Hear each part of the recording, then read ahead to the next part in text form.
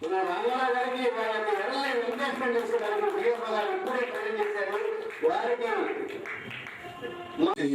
అధ్యక్షుడు వారి తర్వాత అధికారులు అనధికారులు ఇక్కడకు వచ్చేసినటువంటి మా బంధువులు మిత్రులు శ్రేయోభిలాషులు అందరికీ ముందుగా నమస్కారాలు. తర్వాత ప్రతి ఉద్యోగి తన సర్వీస్ పూర్తిగా చేసి రిటైర్మెంట్ అనేది తప్పనిసరి. రిటైర్మెంట్ అనేటప్పటికీ ఎవరో కొంతమంది బాధ్యతలు చేయకుండా ఉన్న వాళ్ళు బాధపడతానని అసౌకర్యంతో వస్తున్నారని, అలాగే ఇటువంటి సిబ్బంది కూడా ఆయన అలాంటి అసౌకర్యంతో వస్తున్నారని నాకు అవకాశం ఇచ్చినటువంటి పెద్దలందరికీ నా హృదయపూర్వక నమస్కారాలు మరోసారి తెలియజేసుకుంటున్నాను. ఎందుకంటే ఇప్పటికే కాలం చదవైంది. ఈ అవకాశం ఇచ్చిన మరోసారి నమస్కారాలు తెలియజేసుకుంటూ సెలవు తీసుకుంటున్నాను.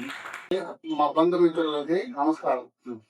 నేను మొట్టమొదటిగా అగ్నిమాపక శాఖలో చేరడం నాకు అసలు ఇష్టం లేదు, కానీ తప్పనిసరిగా చేయాలి. నాకు చాలా మంచిది.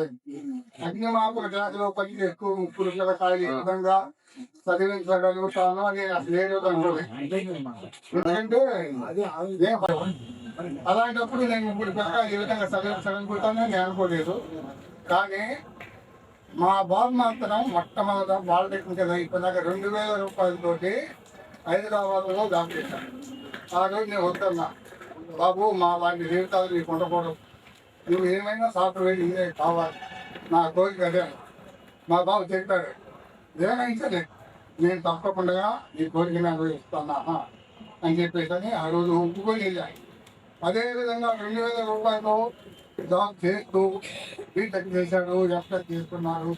ఈరోజు నేను ఎవరనుకోయాడంటే అది మా అబ్బాయి యొక్క సొంత కృషి. చాలా బాధపడ్డా. దూరం కూడా ఏంటని అక్కడికి వెళ్ళిపోవడం, మళ్ళీ వచ్చేసి దోషంగా పోవటం, ఎంతో కష్టపడ్డాడు. కాబట్టి ఆ కష్టానికి మధ్య ఈరోజు మాకు తగ్గింది. అదేవిధంగా మా అమ్మాయిలు కూడా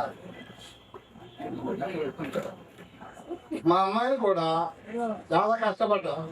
ఫైనాన్స్గా నేను ఇబ్బందులు ఉన్నా కూడా మా యొక్క ఇబ్బందులు ఏ రోజు అడిగినా సరే, ఎందుకంటే మా పిల్లకాయలు బాగా చదువుకుంటున్నారని చెప్పి అలాగే తెలిసిపోయింది. అందువల్ల ఏ రోజు కూడా నాకు ఫైనాన్స్ ఇబ్బంది పెట్టకుండా నాకు సహాయం చేశారు. చేయబట్టి మా పిల్లకాయలు కూడా ఆ విషయాలు నేను చెప్తా వచ్చాను. వారు కూడా చాలా కష్టపడ్డారు, చదువుకున్నారు. అన్నీ కూడా గవర్నమెంట్ సీట్లు వచ్చినాయి, కానీ నేను దేనికి కూడా డొనేషన్ కట్టలేదు. అలాగా ఈ అగ్నిమాపక శాఖలో పనిచేస్తూ ఈరోజు ముగ్గురు పిల్లకాయలు నేను, ఒక అమ్మాయి బీటెక్, ఒక అమ్మాయి ఎంసీఏ, ఒక అమ్మాయి ఎంటెక్ అంటే చాలా గొప్ప విషయం. అదే కాక ఈరోజు మన అగ్నిమాపక శాఖలో మన జిల్లాలో ఉన్నటువంటి